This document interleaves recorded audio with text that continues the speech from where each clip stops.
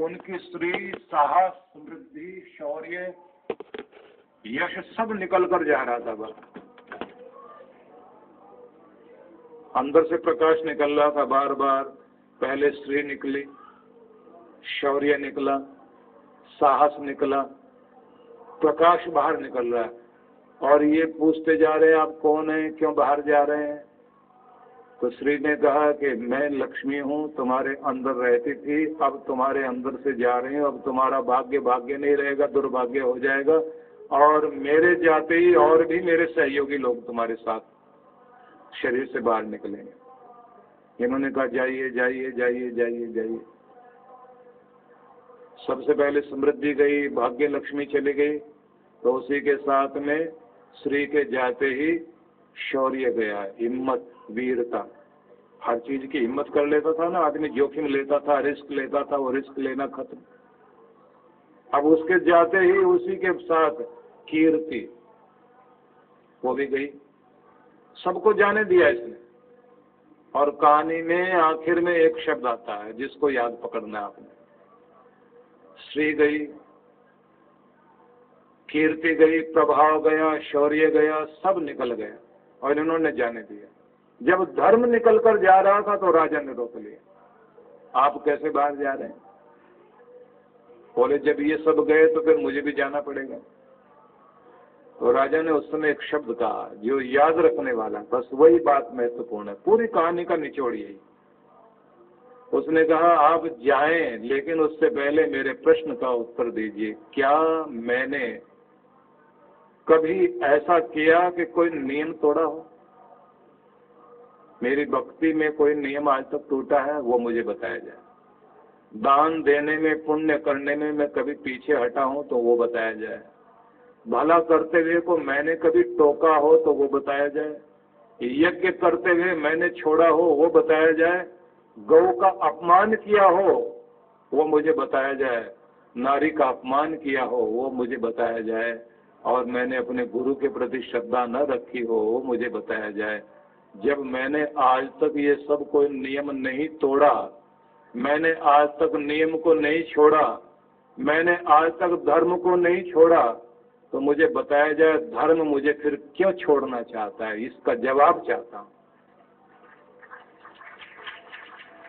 इतना सुनते ही धर्म ने कहा कि आपने तो मुझे कभी नहीं छोड़ा। बोले फिर आप भी मुझे नहीं छोड़ सकते। तो धर्म वापिस आ गया। धर्म जैसे अंदर गया तो उसी के साथ साहस भी, शौर्य भी, वीरता, धीरता, गंभीरता, सहनशीलता, सारी चीजें आने लग गई। और बाद में लक्ष्मी जी भी अंदर आ गई, सत्य भी आ गया। तो सब जब अंदर आ गए तो इन्होंने कहा मैंने तो आपको नहीं बुलाया, आप कैसे आ गए? बोले जिसके पास धर्म होता है उसके पास इन सबको रहना ही होता है। ये परीक्षा लेने के लिए थोड़ी देर के लिए इधर उधर चले जाते हैं, लेकिन उसके साथ रहते जरूर हैं। आप अपना नियम नहीं छोड़ोगे तो धर्म आपको नहीं छोड़ेगा। धर्म आपको नहीं छोड़ेगा तो फिर ये सारे दिव्य गुण, दिव्य शक्तियां, ये भी आपको नहीं छोड़ेंगी। ये आपके साथ रहेंगी, रक्षा कवच बनकर रहेंगी। और जब धर्म छोड़ता है आदमी तो उसका भी शास्त्र में उल्लेख है, बड़ा अद्भुत उल्लेख। तुमने अन्न की चोरी की तो क्या बनोगे? तुमने ये किया तो ये होगे, ये किया तो ये होगे। सब सुनाऊंगा मैं आपको। कछुए का जीवन मिला तो क्यों मिला, ये सारा वर्णन किया गया ग्रंथों में। बहुत अद्भुत ढंग से वर्णन किया गया। और मेरी इच्छा है कि ये सब आपको सुनाऊं और बताऊं, क्योंकि इस भूमि पर ये बताया जाना चाहिए। मैं ज्यादातर व्यवहार विद्या पर बताया करता हूं, प्रैक्टिकल लाइफ, क्योंकि व्यवहार पर थोड़ा ध्यान दिया जाए तो व्यक्ति जल्दी पकड़ लेता है। लेकिन यहाँ थोड़ी दूसरी विधि भी बताने लगा हूँ। यहाँ की शैली मैंने थोड़ी सी बदल दी है। दोनों चीजों पर आपका जो अनुष्ठान वाली चीज भी बताऊंगा। अभी दार्शनिक तत्व के विषय में बता रहा। अब थोड़ा सा इससे पहले, क्योंकि भागवत महापुराण में ये बताया गया है कि धर्म राजा है और उस राजा की 13 रानियां हैं। प्रजापति दक्ष 13 कन्याएं उनकी थी। तो उन्होंने धर्म राजा से इन बेटियों का विवाह किया। या ऐसे समझ लीजिए कि धर्म की साथ देने वाली 13 शक्तियां हैं और उन 13 शक्तियों का एक एक बेटा है। समझाने के लिए कोई कहानी कही जाती है ना, वो कहानी है एक, क्योंकि इसी ढंग से आपको सब याद रहेगा। और मैं ये बात आपको ये कहना चाहता हूं, कुछ लोग कहते हैं ये ऐसी कहानियों की जरूरत पुराणों में क्यों है, लेकिन आज का मनोविज्ञान एक बड़ी अद्भुत बात कहता है। वो कहता है कि जब भी आप कोई शब्द सुनेंगे, शब्द अर्थ बनकर आपके अंदर जाएगा, तो जैसे अंदर जाएगा, अंदर जाते चित्र बन जाएगा, एक पिक्चर बन जाता है। जैसे कहा जाए मीठा, कहा जाए पानी, तो पानी कहते ही पानी शब्द सुनाई दिया, आपको अर्थ समझ में आ गया, पानी कहा जा रहा। लेकिन अब पानी कहते ही पानी की शक्ल सामने आ गई, अंदर चित्र बन जाएगा, मस्तिष्क के अंदर चित्र बनेगा, पानी की शक्ल बनेगी। पानी गंगा वाला पानी, मिनरल वाटर, वो भी दिखाई दे जाएगा आपको। गिलास में रखा हुआ पानी, जग में रखा हुआ पानी, नहाने वाला पानी, तालाब का पानी, समुद्र का पानी, जितने तरह के पानी, सारे चित्र आ जाएंगे आप अंदर ही अंदर। ओस बनकर जो गिरता है, बूंद बनकर गिरता है वो पानी, पत्ते पर ठहरी हुई ओस की बूंद वो भी पानी, ओला बनकर बरसता है, गिरता है, वो भी एक पानी, बर्फ बना हुआ वो भी एक पानी, पहाड़ों के शिखरों पर दूर दूर तक बिखरी हुई बर्फ वो भी एक पानी, जब कोहरा बरस रहा होता है वो भी पानी। तो तरह तरह का पानी, भाप उड़ करके जा रही है वो भी एक पानी, और जो पसीना निकल रहा है वो भी पानी। सारे चित्र आपके अंदर आ जाएंगे। लेकिन आएंगे चित्र, नाम उनके अलग अलग हो जाएंगे। शरीर से जो पानी निकल रहा है चमड़ी के ऊपर, वो पसीना, अलग अलग रूप। मैं सिर्फ सार में बता रहा हूं कि चित्र बन जाते हैं अंदर। महान पुरुषों ने भी ये कहा कि अगर आपको कोई चीज सही ढंग से समझानी है तो आपको पहले चित्र ही दिखाने चाहिए। चित्र दिखाएंगे तो फिर चित्र के साथ आपको उसकी विचित्रता समझ में आ जाएगी कि इसका रहस्य ये है।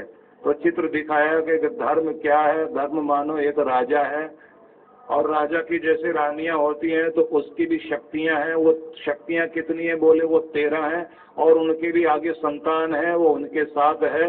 तो इसका मतलब क्या हुआ कि अगर तुम धार्मिक हो गए हो, धर्म वाले हो गए, तो धर्म वाले व्यक्ति को याद रखना चाहिए कि धर्म की 13 शक्तियां हैं, और उन शक्तियों से पैदा होने वाली चीज भी कुछ है। अगर वो याद रह गई तुम्हें तो सच्चे धार्मिक बन जाओ। अब सुनिए इनको। श्रद्धा, मैत्री, दया, शांति, तुष्टि, पुष्टि, क्रियोन्नति, ये पहली पंक्ति हुई। लिख लें। पहले हुआ श्रद्धा, फिर मैत्री, फिर दया, फिर शांति, शांति, तुष्टि, पुष्टि, तुष्टि, पुष्टि, तुष्टि, पुष्टि, क्रियोन्नति, क्रियोन्नति। फिर आगे लिखिए दूसरी पंक्ति में, बुद्धिर्मेधा तितिक्षा, बुद्धिर्मेधा तितिक्षा, ह्री, ह्री मतलब लज्जा, ह्री। फिर आगे लिखिए मूर्ति धर्मस्य पत्मयः, मूर्ति धर्मस्य पत्मयः। लिख लिया? दोबारा पढ़ देता हूं एक बार फिर से, तो पक्का याद रह जाएगा। ये धर्म की 3 शक्तियां, 13 शक्तियां हैं। धर्म के साथ रहने वाली, धर्म की चिरसंगनियां। पुराणों में तो, पुराण में जैसे लिखा वहां तो कहा गया है कि राजा दक्ष जो प्रजापति थे, उनकी 13 बेटियां थी, वो धर्म की पत्नी बनी। ऐसे समझ लीजिए, प्रजा का पालन करने वाले परमात्मा ने धर्म को 13 शक्तियां दी। अब उनके नाम है, क्योंकि मैंने आपसे कहा कि व्यक्ति को शब्द सुनाई देते हैं लेकिन अंदर दिखाई देते हैं चित्र। शब्द के अर्थ चित्रों में बदलते हैं, चित्रों से कोई चीज समझाई जाए।